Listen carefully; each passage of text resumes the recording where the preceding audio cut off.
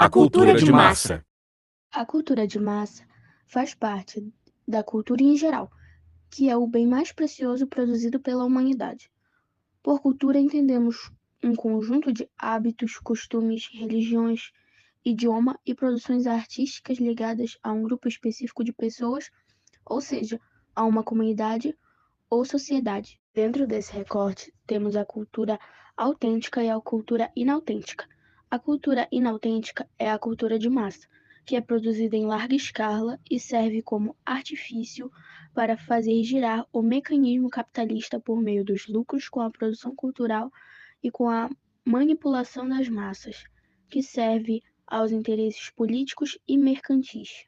No horizonte da produção cultural humana, existem formas artísticas que buscam um fim em si mesmas.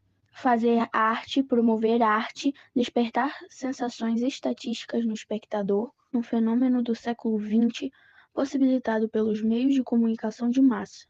Produzir uma forma de arte que seja agradável apenas pelo entretenimento e que não tenha uma finalidade em si mesma, mas em outras coisas como o poder político e o lucro.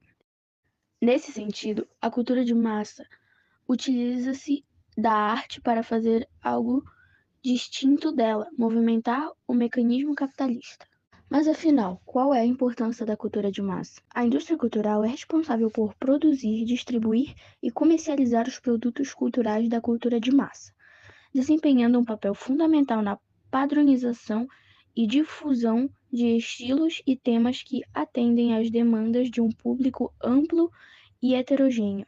A partir da produção em larga escala, a indústria cultural transforma a cultura em uma mercadoria, tendo um grande impacto na forma como a cultura é consumida e apreciada pela sociedade.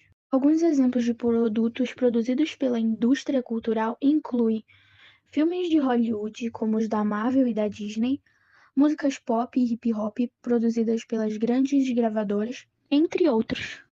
Em outras palavras, cultura de massa são práticas que, para a pessoa estar em determinado evento, é necessário pagar, como um cinema, por exemplo. Batatinha frita, 1, 2,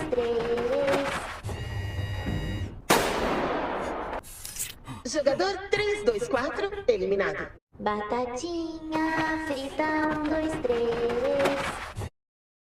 Resumindo, é uma cultura lucrativa que consiste em pagar para estar em um evento de determinado artista. Já se olharmos o contexto histórico do qual derivou o surgimento cultura de massa, ela surge com a ascensão do capitalismo moderno. Assim como a produção de bens de consumo começou a se dar em larga escala, a cultura também passou por este mesmo processo.